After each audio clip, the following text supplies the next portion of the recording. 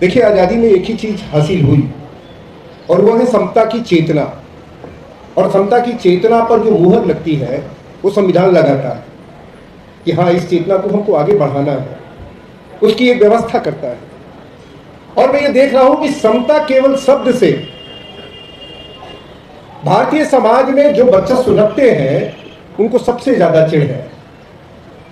और ये बात मैं एक झलक के रूप में रखना चाहता हूं कि सामने कुर्सी पर बैठने न देने का अधिकार, यानी कि बैठने न बैठे आप, इसकी व्यवस्था कर रखी थी आपने।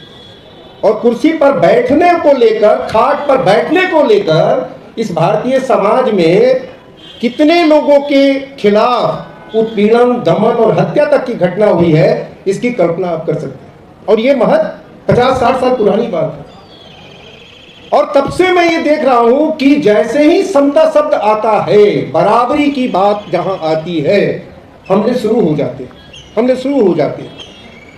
और जब पहली बार संवैधानिक रूप से आपने ये तय किया कि हम दाखिले में आरक्षण देंगे, दाखिले की इजाजत देंगे, क्यों आया? क्योंकि आपने शिक्षा से वंचित कर रखा था और वो एक सामाजिक जो व्यवस्था आपने बना रखी थी, उस व्यवस्था के तहत आपने वंचित कर रखा था कि आपको तो अधिकार ही नहीं है। पूरी की पूरी जाति जो है इस देश की, वो जाति जो श्रमिक जाति है, जो इस देश का निर्माण करती है, उसको पढ़ने का कोई अधिकार नहीं है, शिक्षित होने का अधिकार नहीं है। ये व्यवस्था कर रखी थी। अब वो व्यवस्था खोली, किसने खोली? ये आपस के हमारे सबके संघर्षों ने खोली। और जब ये खुल गई, जब स्कूल में जाने लगे, कॉलेज में जाने लगे, तो जाहिर सी बात है कि वहाँ पर जो दिमाग बैठा है, जो ढांचा बैठा है, वो कैसे उसकी इजाज़त देगा? वो तमाम तरह से जलीलें करता है, तमाम तरह से वो इस दाखिले से रोकने की कोशिश में वो लगा रहता है। मैं केवल एक सवाल के रूप में पूछना चाहता हूं कि 1990 के बाद से क्यों भारतीय कॉलेजों में और यूनिवर्सिटीज में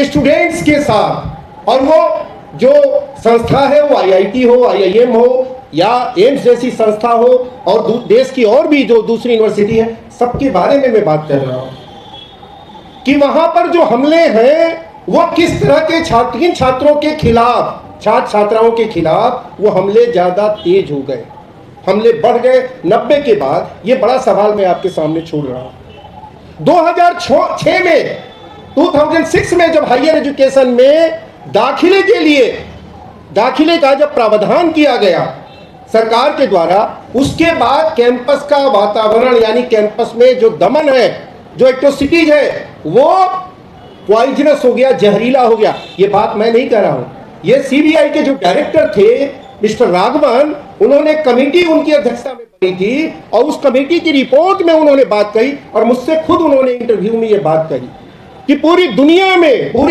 में इतना जहरीला वातावरण कहीं भी नहीं मिलेगा जितना भारत के कॉलेजों और यूनिवर्सिटी में मिलेगा। और ये लगातार कोशिश, दाखिले के बाद आप ये समझ लें कि उसको जो प्रताड़ना है, जो यानी कि जो एट्रोसिटीज है, जो लोगों को दबाने की जो कोशिश है, वो किस किस लेवल पे पहुंची है। अगर आप जाएंगे इंटरव्यू में फेल करने की शिकायतें अब खूब बढ़ी है। क्यों बढ़ी है भाई? पीएचडी में दाखिला नहीं हो रहा है, सीटें खाली रह जा रही हैं। किनकी सीटें खाली रह जा रही हैं? एनएफएस आजकल तो आप सबसे बड़ा एक अंगूठा बन गया है कि आपको हर जगह वो लिखा मिलेगा, वो या तो नौकरी में हो या पीएचडी में दाखिले में हो, सीटें खाली रह जा रही हैं। दिल्ली यूनिवर्सिटी में आप देखिए, दिल्ली यूनिवर्सिटी में अभी भी बहुत सारे कॉलेजों में बहुत सारी सीटें खाली। कौन उससे महरूम हुआ पढ़ने से? समाज में दूसरी तरफ लोगों में भूख पैदा हुई है, पढ़ने की चेतना पैदा हुई है। आप उस चेतना का सामना नहीं कर पा रहे, आप उसका इंतजाम नहीं कर पा रहे, बल्कि उस चेतना को चाहते हैं कि कैसे वो वापस चली जाए। ये जो नेशनल एजुकेशन जो पॉलिसी बनी, वो है क्या? एक्सक्लूजन की पॉलिसी है। एक्सक्लूजन कैसे बढ़े, इसकी पूरी व्यवस्था उसमें की जा रही है, की गई है। तो मैं ये कहना चाहता हूं कि ये एक तो बात यह है कि जब भी समानता की बात होगी, वो इस जो समाज में जो वर्चस्व रखते हैं उनको स्वीकार नहीं होता है, वो रिएक्ट करते हैं। और वो जो रिएक्ट करते हैं, जो पूरी सत्ता की जो संरचना है, पूरी जो मशीनरी है, वो कोर्ट हो, वो प्रेस हो, वो यूनिवर्सिटी हो, जहां कहीं भी ये मशीनरी है, उनके आपस में वो सारे के सारे लोग गैंग अप हो जाते हैं, यूनाइट हो जाते हैं और एक दूसरे को तर्क देते हैं। एक तर्क देगा, लॉ एंड ऑर्डर की प्रॉब्लम खड़ा करेगा, तो दूसरे में पुलिस का इंटरवेंशन हो जाए, तो फिर कोर्ट का इंटरवेंशन हो जाए। इस तरह से ये तर्क को डेवलप करते हैं। कल दिन स्टूडियो में बहस करते थे, आज आप सड़कों पर कैमरा लेकर लठेतों को भेज रहे हैं। कोई फर्क नहीं है उससे। एक ही बात होती है कि हम जो सोशल इकोनॉमिकल जो सवाल है, जो इस देश के बहुसंख्यक जो आबादी है उसका जो सवाल है, जो आपको सामाजिक और आर्थिक तौर पर उसका जवाब देना है, वो जवाब देने की बजाय आप उसको लॉ एंड ऑर्डर का कैसे ये प्रॉब्लम बन जाए, इसकी आप कोशिश करते हैं। आप कहीं कभी भी देख लीजिए कि लॉ एंड ऑर्डर के प्रॉब्लम में इसको अगर हम कन्वर्ट कर देंगे तो फिर हमारे पास वो जवाबदेही नहीं रहेगी। सोशल और जो पॉलिटिकल और इकोनॉमिकल जो आपको जवाब देना है वो आप नहीं देंगे और लॉ एंड ऑर्डर से आप टैकल करने की कोशिश करेंगे। इसमें भी यही बात हो रही है कि इसको कैसे आपको लॉ एंड ऑर्डर की प्रॉब्लम क्रिएट करें। और मैं आपको याद दिलाऊं, 2 अप्रैल 2018 को उस देश में क्या हुआ। देश में जब पूरा दलितों ने बंद का कॉल दिया, बहुजन समाज ने कॉल दिया बंद करने का, किसी का कोई समर्थन नहीं मिल रहा था। मीडिया को जो बोलना था बोल रही थी, लेकिन वो भारत बंद हुआ और उसमें घुसपैठ हुई, उसमें हिंसा हुई, उसमें नाम दिया गया दलित हिंसा।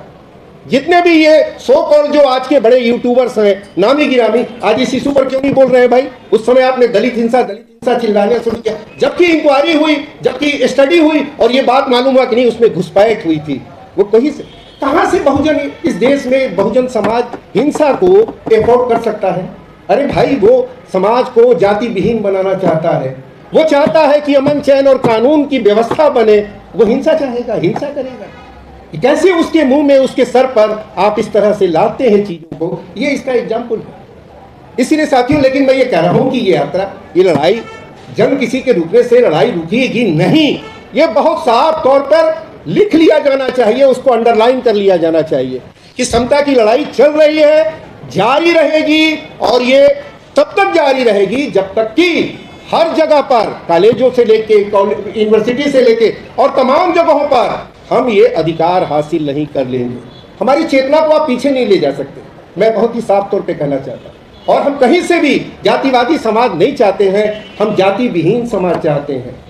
हम उन तमाम लोगों का स्वागत करते हैं और हम मानते हैं ये कि समाज में जो लोग आगे निकलकर, जो समाज में पहले ऊंची जाति के माने जाते थे, वो अपनी अगर चेतना से आगे नहीं निकलते तो आज ये आंदोलन यहाँ नहीं पहुँचता। उनका समर्थन मिला है और आज भी मिलता है, बहुत सारे लोग आज भी समर्थन देते हैं।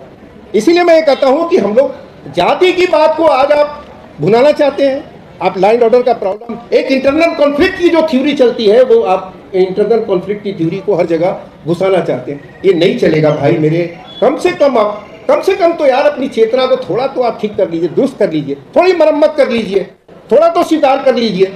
कहाँ आप अल-बिरूनी 1000 साल पहले की जो स्थिति बता रहे हैं, आज भी वहीं आप ठहरे हुए हैं, यानी 1000 साल में भी आप इधर उधर नहीं हुए। ये कितनी शर्मनाक बात है सोसाइटी के लिए। आप कहेंगे हम लीडर हैं, समाज को चलाते हैं, ये अच्छी बात नहीं है।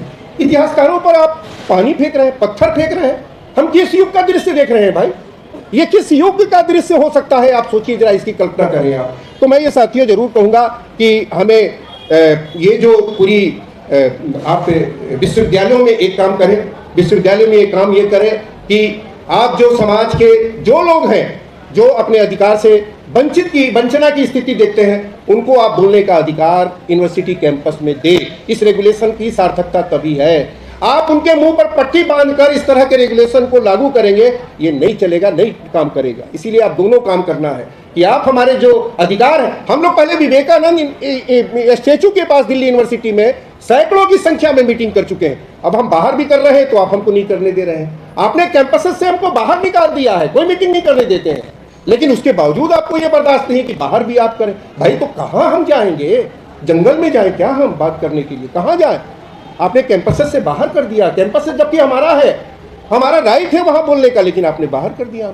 अब वहाँ भी बोल रहे हैं तो वहाँ भी आपको दिक्कत महसूस हो रही है। तो साथियों, ये बात मैं ये जरूर कहूँगा, और मैं ये कहूँगा कि सचमुच में नीयत अगर साफ है कि इस देश में जो पिछड़े हैं, दलित हैं, आदिवासी हैं, महिलाएं हैं और यहाँ तक कि जो आर्थिक रूप से कमजोर छात्र हैं, मैं एक मिनट आपका लूँगा और मैं आपको एक इंटरेस्टिंग बात बताता हूँ जो शायद आपको ये जानने को नहीं मिला होगा।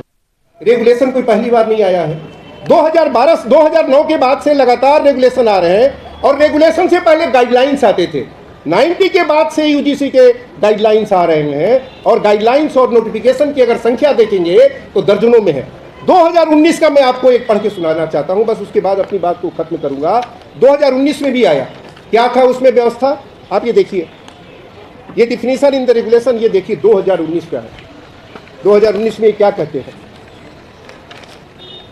complaints of alleged discrimination of students from the scheduled caste, the scheduled tribe, other backward classes, women, minority और person with the disability categories, ये है पूरी इसकी इस दायरे में आने वाले। उसके पहले जो उद्देश्य है इस पूरे एक्ट का क्या है, इस एक्ट का आप उद्देश्य जब पढ़ेंगे तो इसका उद्देश्य में आपको जो आर्थिक रूप से जो कमजोर वर्ग के लोग हैं उनको भी उसमें शामिल किया गया है। लेकिन आप देखिए क्या लिखते हैं, उद्देश्य क्या है 2026 का। 2026 के रेगुलेशन का उद्देश्य है धर्म, नस्ल, जाति, लिंग, जन्म स्थान या दिव्यांगता के आधार पर विशेष रूप से अनुसूचित जाति एवं अनुसूचित जनजाति, सामाजिक एवं शैक्षणिक रूप से पिछड़े वर्गों, आर्थिक रूप से कमजोर वर्गों, इसमें लिखा है उद्देश्य में दिव्यांगजनों अथवा इनमें से किसी के भी सदस्यों के विरुद्ध भेदभाव का उन्मूलन करना तथा उच्च शिक्षा संस्थानों के हितधारकों के मध्य पूर्ण समता और समावेशन को संवर्धन देना। अब बताइए इससे सॉफ्ट रेगुलेशन और क्या हो सकता है कि आप लगातार, अगर हम कहें कि 1947 के बाद से कितने लोगों ने आत्महत्या की, आपके पास फिगर है, ये आश्चर्य होगा जब आप इसकी स्टडी करेंगे और मालूम करेंगे कि उसके बाद से मेडिकल संस्थानों में खास तौर से जितने दलित छात्रों ने आत्महत्या की है, आप जब उनकी बारे में जानेंगे तो आपकी रूह कांपेगी। आत्महत्याएं की घटनाएं यूनिवर्सिटी कैंपस में क्यों बढ़ी हैं, क्यों हो रही हैं? रोहित वेमुला और पायल तो एक दो नाम है।